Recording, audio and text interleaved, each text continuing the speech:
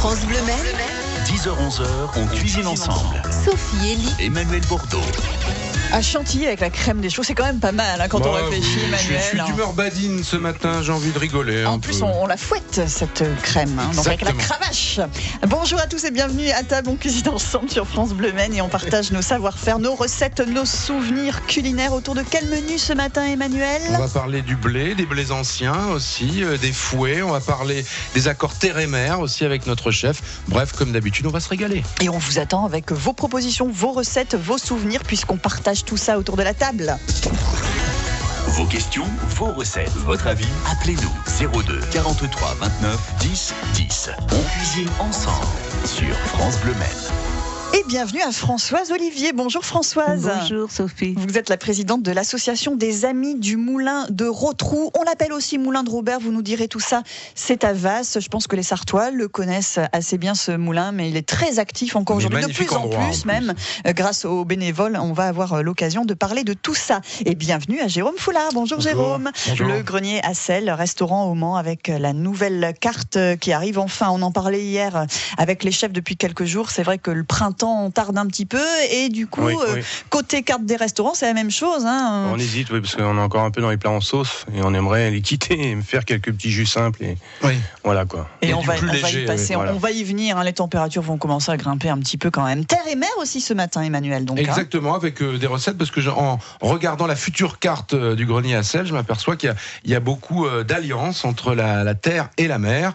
Et c'est vrai que c'est une tendance qui existe depuis très longtemps. Il faut savoir doser, il faut savoir mélanger les produits, c'est ce qu'on va voir aussi avec vous.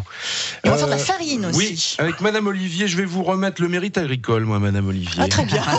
On va commencer l'émission comme ça, parce que vous expliquez, juste avant de rentrer dans l'émission, que voilà, vous expliquez aux enfants comment pousse le blé, après comment on va le moudre et comment on fait du pain. Et il y a une étude qui a été faite l'année dernière par l'association Santé Environnement France. 87% des enfants de 8 à 12 ans ne connaissent pas une betterave, ne reconnaissent pas une betterave. 10% d'entre eux ne reconnaissent ni un poireau ni une courgette. On s'est rendu compte que 30% des enfants de cette génération-là ne savent pas que les frites sont issues des pommes de terre. Et ils pensent que les pâtes poussent dans les champs. Je vous promets, c'est une vraie étude sérieuse. 30% de ces enfants de 8 à 12 ans. Donc c'est pour ça que je veux vous remettre le mérite agricole, parce qu'il faut montrer aux enfants comment sont faits les produits, d'où ils viennent. Et je pense que c'est vraiment un acte d'éducation formidable ce que vous faites. Mais nous, ce qu'on aime bien, c'est éduquer et puis dans le jeu aussi. Oui, voilà, bien de sûr, façon que ludique, ce soit bien gai. sûr. Oui, c'est ça.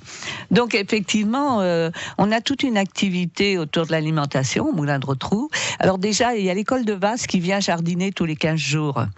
Donc là, du coup... Alors à l'école de Vasse, je pense qu'il n'y a pas ces problèmes-là de reconnaître Donc les produits, là, du coup, ils savent qu'il faut préparer le sol, qu'il faut enlever les mauvaises herbes, les reconnaître par rapport aux légumes déjà, savoir arroser quand le temps n'est pas comme en ce moment, et puis récolter quoi, et cuisiner même. À la fin, on fait une énorme soupe avec plein de légumes et même des orties. D'accord, ben voilà, c'est formidable, hein, les enfants. Faut leur apprendre, hein, Jérôme, c'est important cette transmission. Et nous, on s'en rend compte aussi en cuisine, les jeunes qui viennent en cuisine. Quelquefois, il y a des jeunes qui ne reconnaissent pas des légumes, des fruits. Même les jeunes qui se lancent dans ce type de métier. Et on est là aussi pour, à ce niveau-là, les orienter, leur montrer ce que c'est. Parce qu'avant d'éplucher un légume, il faut le reconnaître, Ouais, c'est une histoire de génération, d'urbanisation aussi, parce que nous, on avait tous des grands-parents qui avaient des jardins, donc c'est vrai qu'on a découvert les animaux, les légumes, mais tout le monde n'a pas cette chance, évidemment. Je pense que c'est par rapport au temps, c'est par rapport à l'époque, voilà. Il y a un manque d'éducation à ce niveau-là, quoi. Voilà. Puis tout ça, après, c'est aussi le respect de l'environnement. Voilà. Oui, aussi, oui, bien sûr. Oui. Alors, vous avez des blés assez étonnants au moulin de Rotrou. Oui, on a toute une collection de blés anciens, parce qu'en fait, je vais sans doute pas vous apprendre ça, vous qui êtes cuisinier, mais les céréales, on a commencé à les cultiver il y a 10 000 ans dans le croissant fertile, là, du côté d'Iran, Irak, Turquie. Et le premier blé, les gens étaient chasseurs-cueilleurs. Et puis, un jour, ils ont décidé de devenir agriculteurs. Enfin, un jour. Sur une longue période. On n'a pas la date exacte. Le gars, il était en train de chasser avec son arc, et puis il s'est dit, je vais planter du blé. Je mets des grains dans le sol. Et le premier blé, en fait, qui est l'ancêtre de tous nos blés, c'est le petit épeautre. C'est un tout petit grain plat. Le rendement est ridicule, mais c'est plein de magnésium, c'est plein de fer, c'est succulent. Et maintenant, on fait des pains de petite épeautre qu'on appelle pain d'engrain. Et c'est très jaune et c'est très bon. C'est vraiment ça. Ouais. C'est vraiment revenu à la mode, hein, l'épeautre et le petit épeautre. Oui. C'est pas la même chose. C'est pas la même chose, c'est pas la même céréale, effectivement. Le petit épeautre, c'est surtout en Provence, et puis le grand épeautre, c'est plutôt Belgique, Allemagne. On a commencé cette émission avec de l'histoire qui nous a ramené très loin en arrière, et puis on va la continuer avec des recettes aussi, bien évidemment. On va cuisiner, vous cuisinez au moulin de Rotrou, à Vasse, et puis au grenier à sel, évidemment, Jérôme Foulard. On vous attend, vous aussi, avec vos recettes inspiration terre-mer. Pain aussi, toutes ces farines, tous ces blés, et puis la fouée dont on va avoir quelques recettes aussi avec Françoise dans un instant. Ah oui, 10h-11h. Emmanuel Bordeaux, Sophie Elie on cuisine ensemble sur France Bleu Maine. Et petit clin d'œil à Françoise Olivier, qui non seulement est la présidente des Amis du Moulin de Rotrou à Vasse, mais qui fait aussi de l'accordéon. Vous êtes une femme très occupée. C'est-à-dire et on est bien heureux de vous avoir ce matin. Voilà, quand j'ai pris ma retraite, les amis, la famille m'ont offert un accordéon, donc je me suis mise à l'accordéon. Donc c'est récent alors du coup l'accordéon. C'est assez récent, oui. D'accord. Dimanche 5 juin, vous êtes conviés de 10h à 19h justement au Moulin de Rotrou pour fêter l'endroit, le printemps, dans le cadre du printemps bio. C'est important de le dire. On reçoit pas mal de gens cette semaine et la semaine prochaine qui vont nous parler de ça. Et moi je suis sur la carte du grenier à sel. Alors c'est vrai que j'ai l'impression, Jérôme, que vous aimez bien les accords terre et mer, vous. Oui, j'aime bien ces accords-là. Et puis après, faut faire les mariages qui correspondent aussi. Alors, actuellement, j'ai un filet de bœuf aux huîtres. Ça fonctionne bien. Les gens qui connaissent, il n'y a pas de souci, mais c'est vrai que ça peut surprendre. Interroger, et voilà quoi. L'huître est chaude ou chaude, pochée, légèrement pochée. Légèrement pochée et le steak cuit. Voilà. D'accord. Parce que ça existe en version tartare aussi. On met les deux froids. C'est pas mal aussi. Ça marche aussi. Ouais. Avez-vous déjà goûté ça, Madame Olivier? Huître et bœuf. Ah, c'est formidable. C'est délicieux. Oui, vous aimez les huîtres? J'adore les huîtres. Vous aimez le bœuf? Ah, aussi. Vous aimerez le bœuf aussi.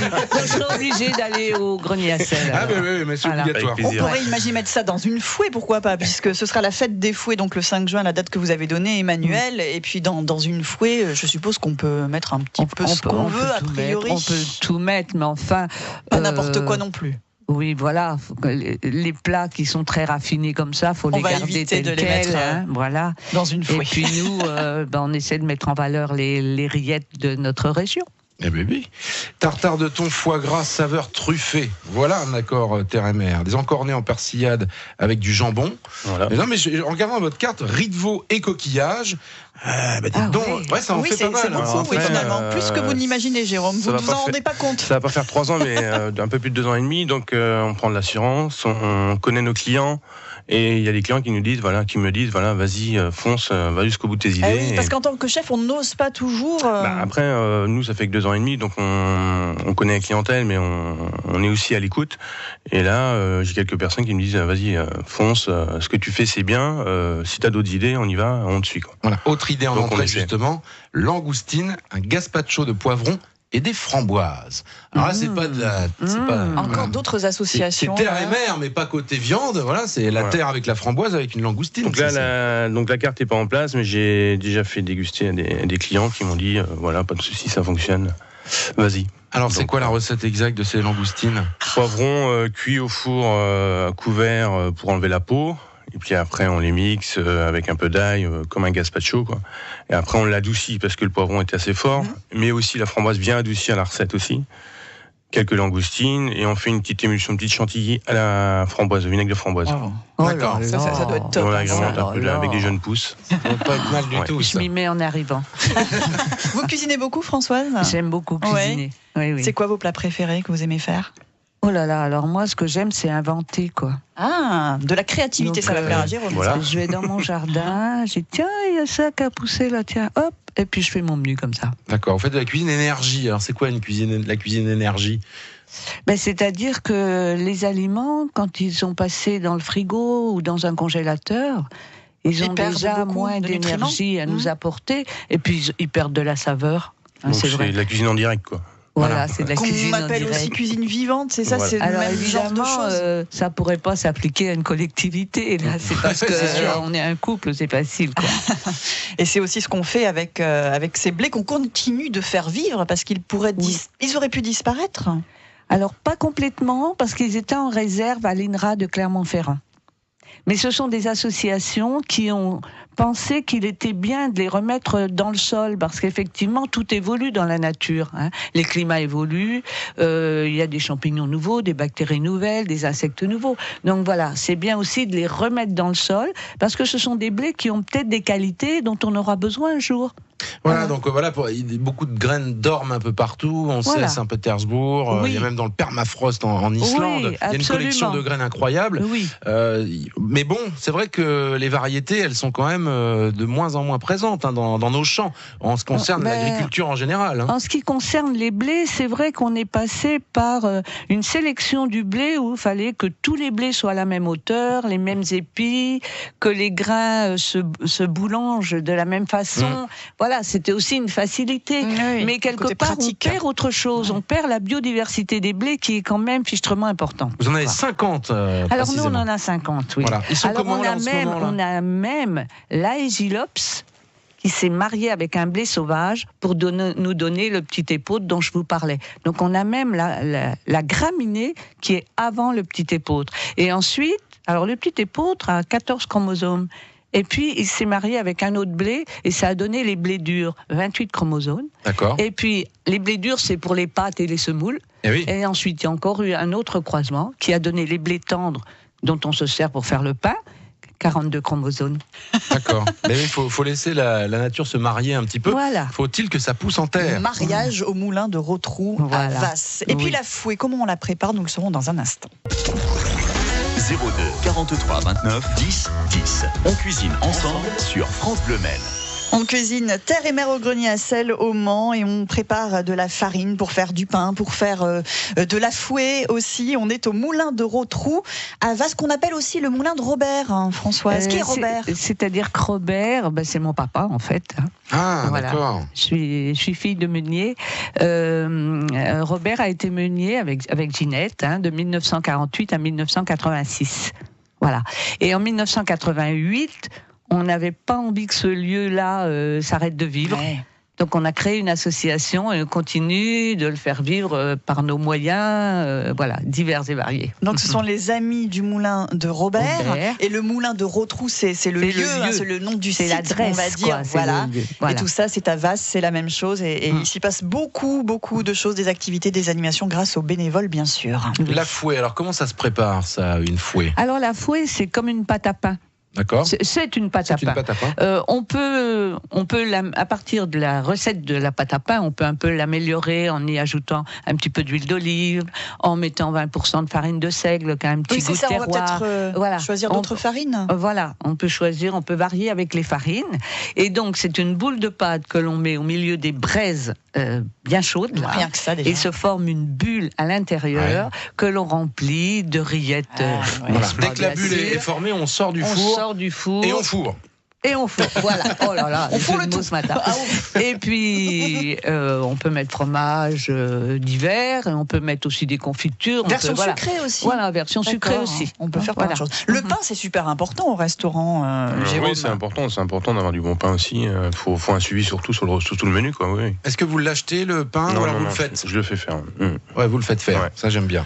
Moi, j'aime bien. Non, mais j'ai dit ça à chaque fois au chef. Un cuisinier est un cuisinier, un boulanger est un boulanger. On est bien d'accord. Chacun son métier, mais l'important, c'est d'aller choisir les bons produits, bien sûr. Et c'est vrai que le pain, on en consomme énormément en France. Dans un resto, si vous avez un mauvais morceau de pain avec un super plat, ça passe pas, ça. Et ça arrive plus souvent qu'on ne le croit. Souvent, on est déçus. Mais c'est comme quand on termine par un mauvais café ou ce genre de choses. Exactement. Vous allez nous donner une petite recette simple, mon cher Jérôme, un tartare de thon, foie gras saveur truffée. Comment on fait ça, vous trouvez ? Oui, je suis sûr que c'est très simple à faire. Le plus simple, c'est de faire avec du foie gras cru. Mais ce qui est bien, c'est de faire du foie gras un peu mi-cuit à l'avance, donc une journée avant ou deux. Et donc on prend du thon, une longe de thon, on la taille en petits cubes finement. Donc avec le foie gras, on ne rajoute pas d'échalotes, de persil, on le laisse juste comme ça. On assaisonne sel, poivre. On met notre foie gras qu'on a pré-cuit avant en petits dés aussi dedans mélangé. D'accord. Juste assaisonné. Un petit filet d'huile, éventuellement ce qu'on veut en huile, mais juste pour apporter un peu de matière grasse et de onctuosité dans la recette.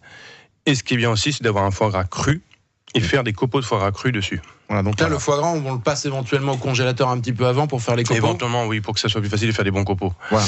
Et après, si on veut, pour sublimer un peu la recette, si on a un petit peu d'huile de truffe, quelque chose comme ça, on parse même dessus, et puis voilà, quoi. Je vous avais dit, Sophie, il n'y a pas plus simple que cette recette. Ça a l'air toujours voilà, simple. Mais pour la ménagère, on reste sur un foie gras, le thon, on assaisonne, et voilà. Oh, mais c'est quoi la différence après, Emmanuel? On est bien d'accord, vous avez déjà goûté ce que fait Jérôme, j'ai eu l'occasion aussi. On obtient des saveurs qui sont incroyables. Il y a toujours un tour de main, déjà. Bah oui. Je dirais c'est aussi bien, parce que sinon on n'aurait plus de clients. On est bien Il faut d'accord. que ça soit Vous comme êtes là pour ça, Jérôme. Mais il y a des personnes qui cuisinent très bien chez eux, et même qui viennent chez nous, et qui sont certainement, qui font de la bonne cuisine, mais c'est aussi bien que les gens. Et puis moi je donne mes recettes, plus ou moins, il n'y a pas de souci.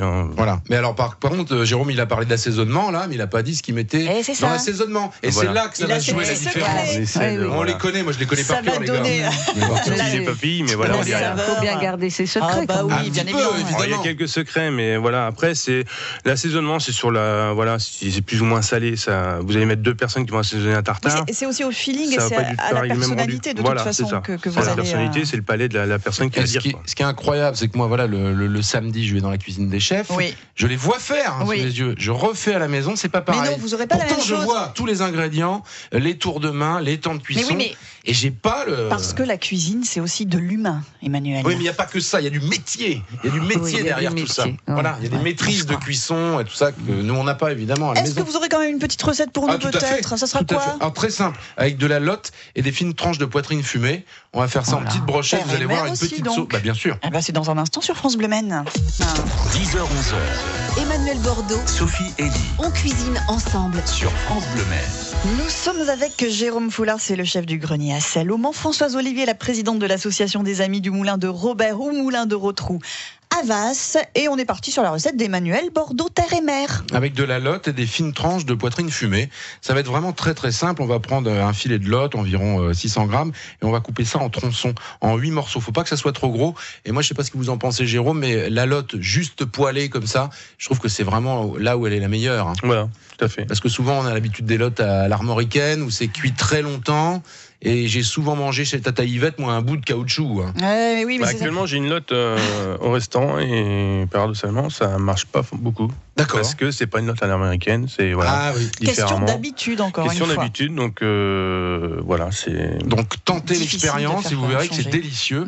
Donc on coupe en morceaux, on va bien poivrer, et puis on va entourer d'une bande de poitrine fumée. Alors coupez le plus fin possible. Vous allez demander à votre charcutier vraiment de vous couper ça très très fin, et vous allez maintenir justement cette fine bande là de poitrine fumée avec un pic en bois. Oui. Le pic en bois, vous le trempez un peu dans l'eau avant, parce que sinon ça risque de noircir un peu. Petite astuce. Voilà, si vous pouvez le faire éventuellement. Ou une branche de romarin.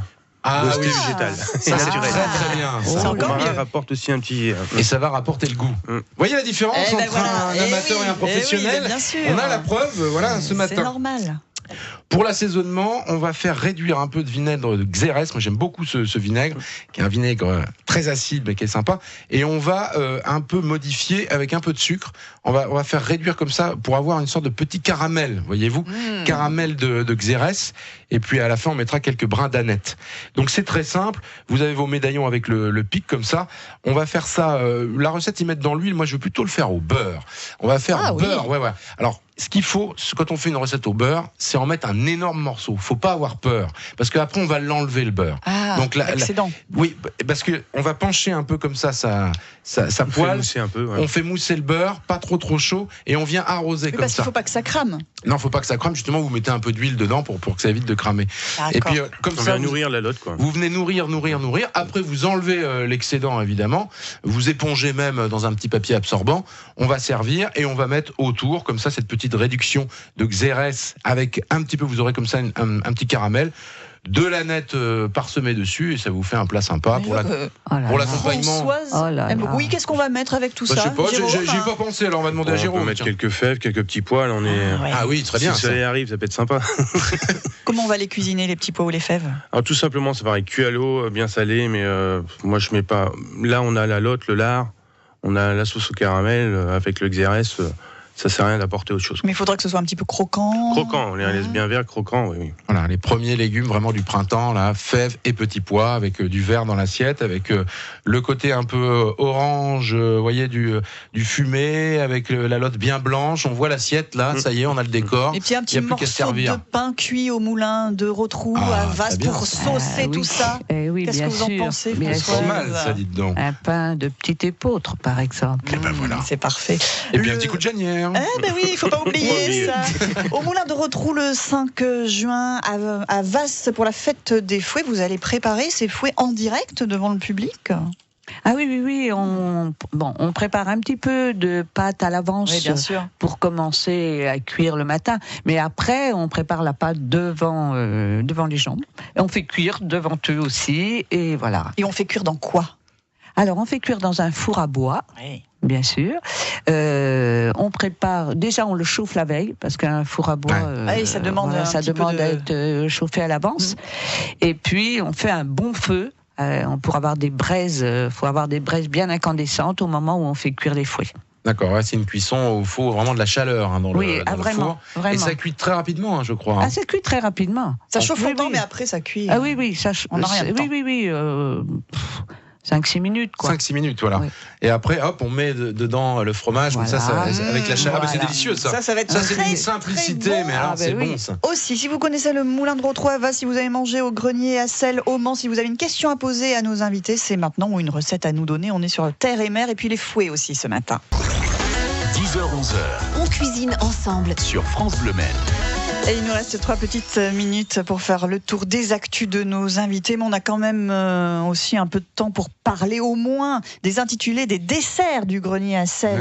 La nouvelle carte qui va arriver, là, qu'est-ce qu'on va trouver dessus ? C'est pas du Terre et Mer, là, la forêt noire surprise, la charlotte aux fraises en cage, une tarte tiède aux myrtilles parce que vous aviez envie de travailler la myrtille. Ouais, ça vous rappelle un souvenir ? J'avais envie, puis j'ai envie d'en manger. Donc... Ah, d'accord.